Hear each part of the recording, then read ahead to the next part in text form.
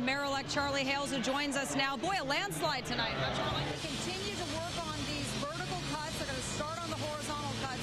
No word, though, yet, guys, on how long this rescue operation will take. Trying to push on the edge of that doorway that they made to try and help push herself out, you know, give herself some leverage. And it looks like we're just waiting for a bit. Oh, and she's out. There she goes. Here we go. You're so brave, you're staying in the car. There you are. Are you guys talking to me? I don't know. Maybe I'll just roll the window back up. I don't know. No, actually, there's a reason for this. I'm not just being selfish. Right. I wanted to show you guys. Here, let me put the window back up. All Hold on. I'm doing science again. Hold on. Right. Okay, look at that. Thank God for automatic windows. I wanted to show you how difficult it is to get out of the van because of the wind. And, of course, as I do this, wasn't that bad. But trust me, it's been pretty windy up here this morning. We've got a closure here at 4th and Madison. We have thousands of people milling about on the streets of downtown Portland right now. And honestly, I can't tell you what's going to happen next. I can't tell you if they're going to go into the camps. They surrounded Terry Shrunk Plaza very, very quickly. And you can see them here in their riot gear. And it was in regards to the fact that relatives of Susan Powell's husband, Josh, had lived here on this property at the time she disappeared. Let's take another look from upstairs from Air 12 at this property so you can see the scope of what investigators are dealing with. KPTV's Nicole Dahl has this only on 12 investigation, but we do want to warn you. Some of the home video you're about to see, which this family took of their son, may be difficult to watch. It's difficult to watch this video of an Oregon child hurting himself in a fit of rage. 11-year-old Alex Eccles is severely autistic. His self-destructive behavior brought on by tuberous sclerosis, a genetic disorder that affects about 50,000 people in the U.S. It causes growths in organs, in Alex's case, primarily in the brain. Those growths can lead to seizures and autism. Alex can't communicate with words, making it difficult to understand what's troubling him. Indescribable. It was horrifying. He was able to just be acting normal and all of a sudden just run himself to a wall. His parents have turned to a controversial treatment, medical marijuana, to manage Alex's behavior. When you've got no other options, are you honestly going to say no? It wasn't always this way, though. He was actually going to be Jake for the longest time, and when he was born, we saw him and said, that's not Jake, that's Alex. The day Alex was born, Jeremy and Karen Eccles were full of hope until 6 weeks later, when their baby had his first seizure. We didn't know he was going to be autistic at that time. I think he was 3 the first time he started hurting himself, though. By the time Alex was 5, it was intense, self-directed rage. Alex headbutted anything he could, bruising his forehead so badly, his father says the blood would drain until Alex's entire face was black and blue. They got him a helmet, swaddled him like a newborn, tried mood-altering drugs. But Alex's daily violent behavior became the Eugene family's new normal. When he was 8, they made the heartbreaking decision to move Alex into a state-funded group home. It was like we were throwing him away. Like we were just giving him to somebody else and saying, sorry, buddy, you know, you're not part of the family anymore. It was pretty rough. But was there a way to help him, to bring back this smiling boy?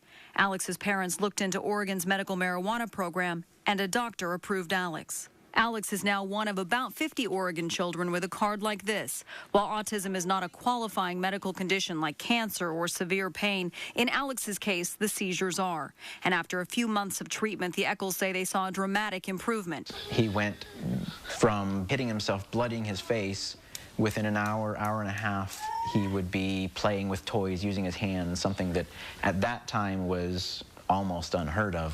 It's an extremely rare occurrence for Alex. Alex's group home won't give him the marijuana, so about 3 times a week, his parents give him a liquid form of the drug.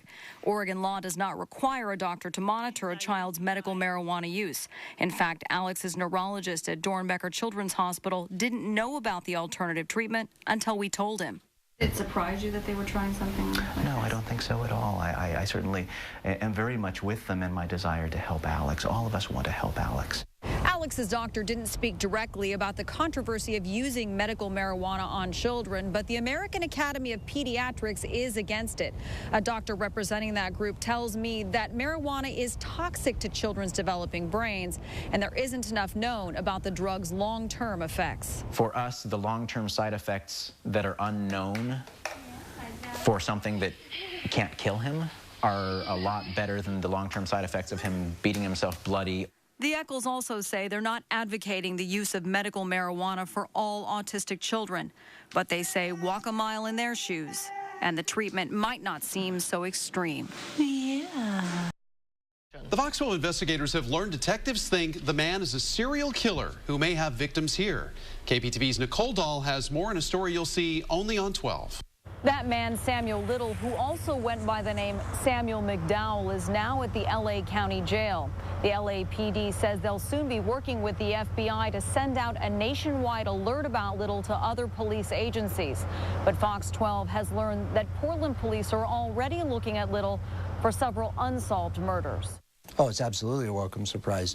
Portland police have a new unexpected murder suspect to investigate. This man, 72-year-old Samuel Little, recently indicted for the sexually motivated killings of 3 women in Los Angeles. I think Samuel Little, is a monster. Once a boxer, police say Little would deliver a knockout punch before strangling his victims. A drifter, a career criminal, Little's been arrested dozens of times in more than 20 states, mainly on assault, burglary, theft, and drug charges. LAPD cold case detective Mitzi Roberts, who's working the LA slayings, thinks Little is a sadistic serial killer of prostitutes and troubled women who's gone relatively unnoticed all these years. Roberts told Fox 12, for Little, it was theft by day, murder by night. Roberts believes Little left a trail of victims across the country. The fact that he has been in so many different states and been active in criminal activity for 55 years of his life. We're excited because it's a lead that we didn't have before. The Fox 12 investigators learned Little was arrested for theft in Portland on July 30th, 1973. An arrest that alone wouldn't raise any red flags that he was a possible serial killer. Up to this point, he's not been on our radar. We alerted Portland police, who spoke with Detective Roberts about possible Oregon victims. And now there's a couple of cases that are of interest to me. He's in the western part of the United States, and some of the things that he has done in terms of his pattern, his methodology, leads me to believe that we do have a couple of cases he could potentially be good for. Lawrence wouldn't say which cases specifically. They're now comparing a timeline of Little's whereabouts over the last 4 decades with the 36 unsolved murders of Portland women that have a sexual component. The majority of his victims experienced some form of manual strangulation, so we're going to start looking at those cases next. DNA tests of evidence will also likely factor heavily. Little was arrested last fall at a Kentucky homeless shelter on an unrelated charge and extradited to California. One murder case in Mississippi has already been reopened. Other cold case units in Florida, Georgia, Ohio, and now Oregon, just to name a few, are scouring their cold cases for a link to this man. If you have any information about Samuel Little or think you may know when he was here in the Portland area, call the Portland Police Cold Case Homicide Unit. In downtown Portland, Nicole, the 10 o'clock news. By all accounts, 29-year-old Nick Klanoski had every reason to live. My brother Nick was a beautiful person. He loved politics, sports, and the University of Michigan. But last December, the Eugene man took his life. He used an unusual method, a suicide kit he'd ordered by mail. The kit comes with a plastic hood and tubing intended to be hooked up to a tank of helium. He purchased it from a company called the Glad Group. That company is really this woman, a 91-year-old grandmother who hand makes the kits in her San Diego, California home. She agreed to talk if we obscured her face. Doing what I can to improve the world. There's a lot of heartache and difficulty here. Charlotte Hydorn says after watching her husband die a slow, painful death from colon cancer, she became interested in assisted suicide. She's been selling the kits for 4 years. She says she makes them to help the terminally ill and their loved ones, but she admits she doesn't ask questions of her customers. Nick Klonowski was not terminally ill. The mail-order kit cost $60 cash or check. The Fox 12 investigators ordered one with no explanation. In 1 week, we received the small white box decorated with a butterfly. Inside, a brown paisley paper bag containing a customized plastic hood, plastic tubing, and a diagram of how to commit suicide.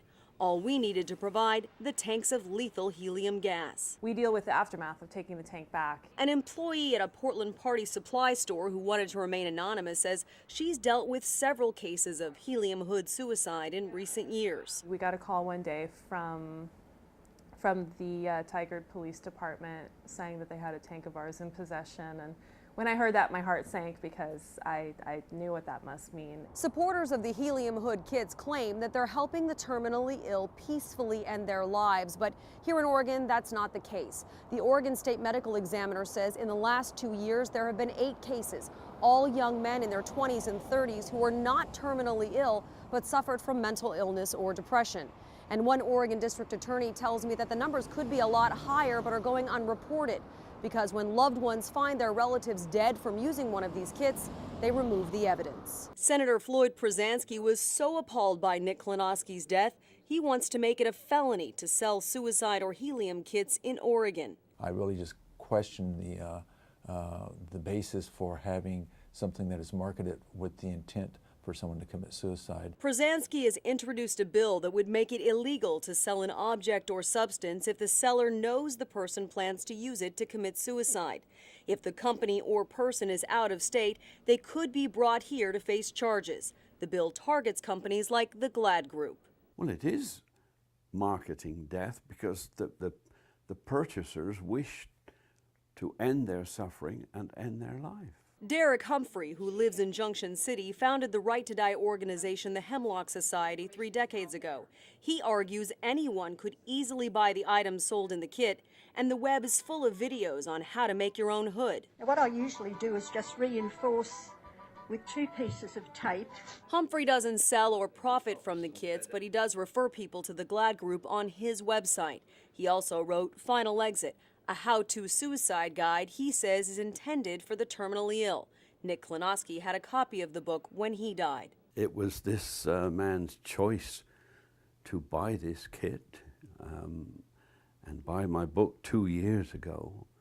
He'd obviously thought a great deal about it, and it's apparent that his suffering was so great he no longer wanted to go on.